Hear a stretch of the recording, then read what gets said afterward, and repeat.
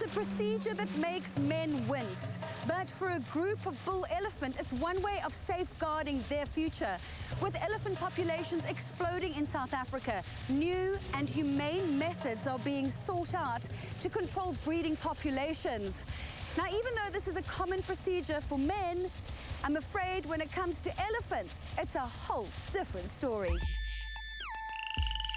She's traveling through the wild. She's searching for the truth.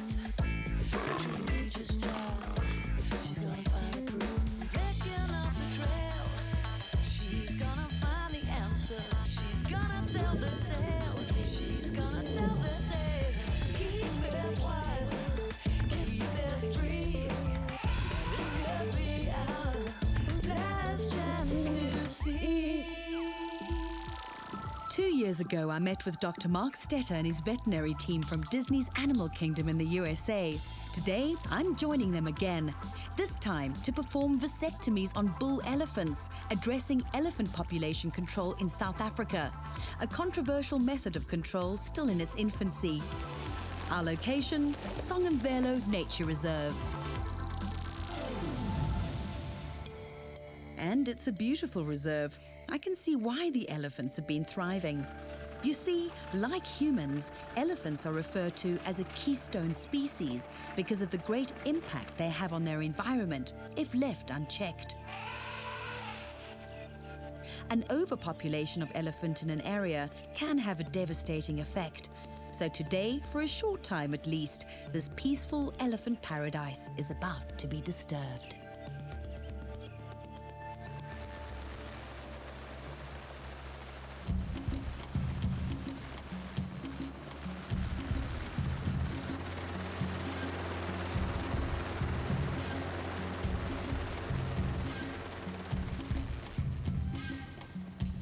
It's a perfect, clear day for the search team, so locating bull elephants shouldn't be a problem. It's just a matter of time until the ground crew get the signal that a bull elephant has been darted by the air team. A grid pattern is followed to locate game from the air. This system of flying is thorough, but can be time-consuming. It's not long before the search team spots the first elephants. But in this dense bush, the chances of darting a bull are near impossible. Not only is it very difficult to get a good dart shot, but this hilly, wooded terrain makes it nearly impossible for the ground crew to access the animal. Nearly 2 years ago, the very first elephant vasectomies were done. And at the time, it was very controversial and sparked a lot of debate in the conservation industry. Mark, what were the difficulties you were experiencing then, and how have you overcome them? Well, you know, 2 years ago when we got together and we were working there at Makalali, it was the first time this had ever been done in the world. And doing surgery on an animal that weighs 3, 4, 5 tons in the middle of the African bush has a lot of logistical things that we needed to work through. So that was our first try. And that was the first time that we really thought, you know what, this has got some real value and a real useful tool for wildlife officials. So here we are with the Parks Board, and they've asked us to actually implement this tool here with management of their elephant population as a long-term strategy to manage their elephants.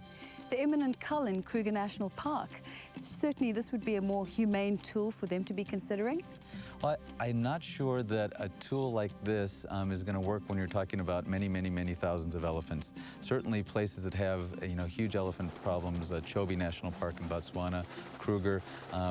I think at the moment anyway, this tool is probably more set for places that have hundreds of elephants versus thousands of elephants. The search team has spotted a small herd of elephant that are close to a large grassy plain. Open ground is far more feasible than dense bush for darting and capture. So the search team slowly herds the elephant into this area from the air. It's a highly coordinated operation between ground and air. Close by, the ground crew waits, ready to spring into action at the air team's okay.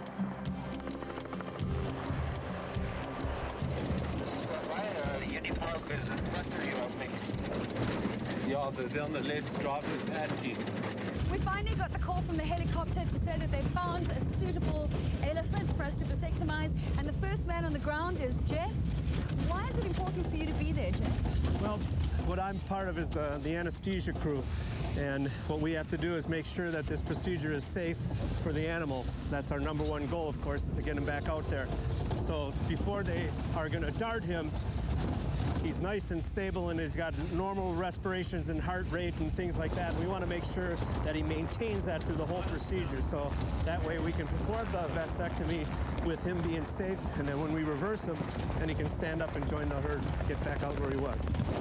You can see the helicopter has just landed over there, showing us where the elephant is. So we're going to go in on foot and go and see what's happening. This could be our last chance to see. She's searching for the truth. Off in the distance over there, you can see the helicopter. Dr. Garforth is inside, and he's been able to find suitable elephants. They're probably going to come moving gently towards this side over here, which is where we're setting up. And the good doctor's allowing us a couple of minutes grace just to get ourselves organized before those elephants are going to be darted.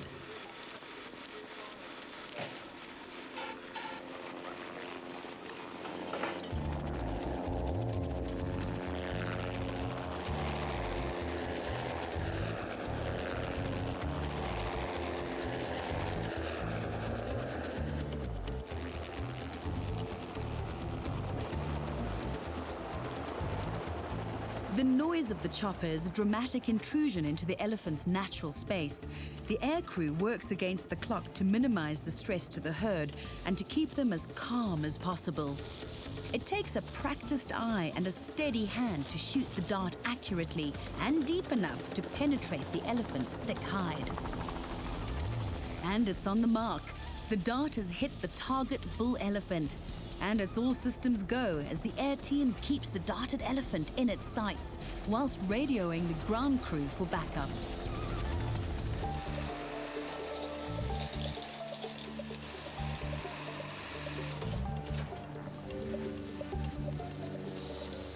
The first person on the scene is Dr. Jeff Zuber. With the elephant safely anesthetized, everyone moves fast because every second counts.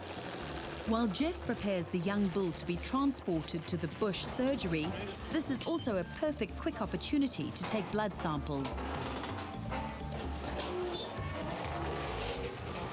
This is called an incubator.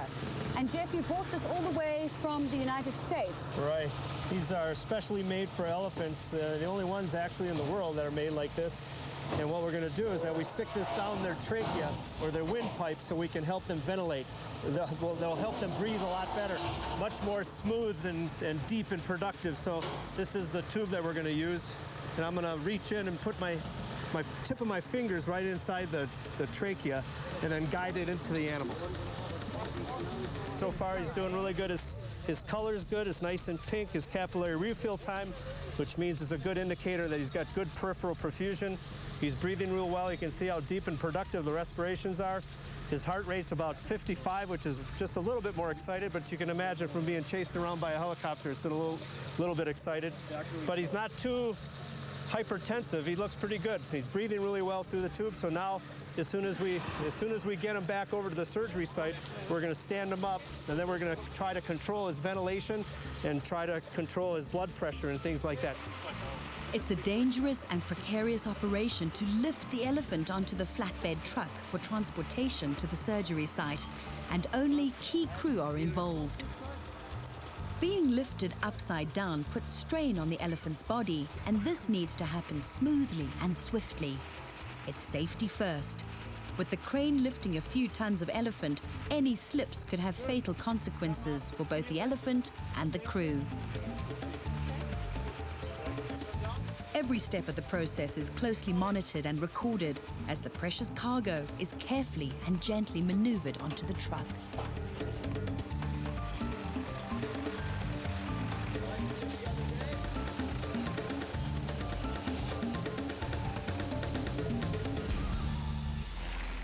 Overseeing the project is wildlife veterinarian Dr. Garforth, co-owner of Catchco Africa. He has extensive experience in elephant relocations and contraception. Dr. Doe, more than a decade ago, culling was curtailed in South Africa because it has been labelled as barbaric by certain environmental groups. This is a softer option of control. What future do you believe that vasectomizing male elephants has in South Africa? My opinion on the vasectomies of elephants is that we're still in the research phase of establishing if it will work. And this is the first implementation of it in a population of about 70 to 80 elephants, where there is like 6 to 10 breeding bulls, and we vasectomize them all. We should have a good idea of it. It probably won't be practical in a large population, for instance, Chobe or Kruger, but there are so many small reserves in South Africa where there's one bull in a group of 20 or 30 elephants, where it obviously will be ideal to do that. It's a once-off thing. Once they want to breed again, they just bring another bull in maybe after 5 or 10 years, and they can carry on. There's a great exchange of information happening between South Africa and America when it comes to these vasectomies. For us, it's really nice to work with these academic guys. I mean, I'd like to chat to Jeff and Mark and call them academics because they're really good, and they're always far in front with the technology. I mean, all these equipment are... But it's, we're far in front of them from the practical side. So it's a nice combination where practicality meets top academics, and we combine the two in a field situation. I mean, if you look at the operation theatre that we have, you'll never see that in your life again. It's unique. And to them also, they'll never be able to forget this place once they go into the sterile stainless steel and green paint environment. I mean, this is the real green paint that you got to have.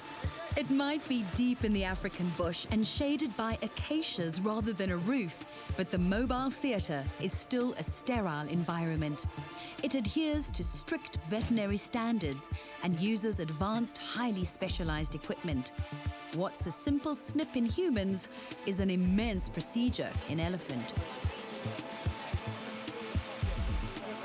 South African veterinarians and student groups are attending the operation, watching and learning as the surgical team go about their preparation.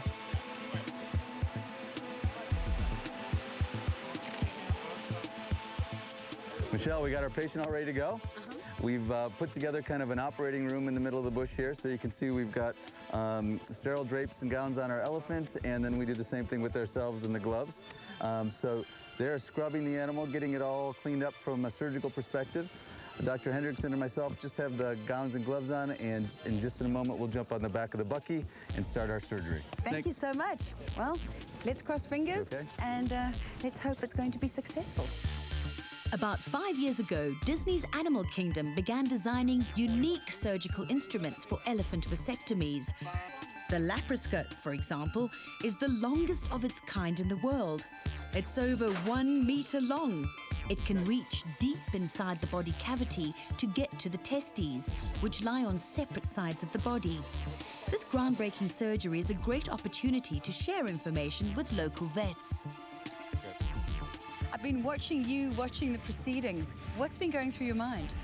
Well, again, what we're trying to do is that this is also a good opportunity between researchers from other countries and researchers in South Africa to learn from them. And of course, they've got a lot of experience in that type of thing. Our guys have got a lot of experience in handling logistics of animals. And so by putting this together and getting more people au fait with all the different techniques, I think this is a really good way to go forward to the benefit of elephant populations. But how viable are elephant vasectomies in reality? The amount of planning required and the on-the-ground logistics are extensive and expensive. And this is a highly invasive measure for the elephants. Can this extraordinary operation become a standard veterinary conservation procedure that can be used in South Africa regularly? For an idea that was initially considered to be wacky, what kind of progression do you feel it's made, and what impact will it have on conservation? I think it's an important project in that the elephant management obviously is a very emotive topic, and there aren't many of us who want to see elephants getting shot. So any other alternative, should be welcomed. And it's a crazy idea, but it can work.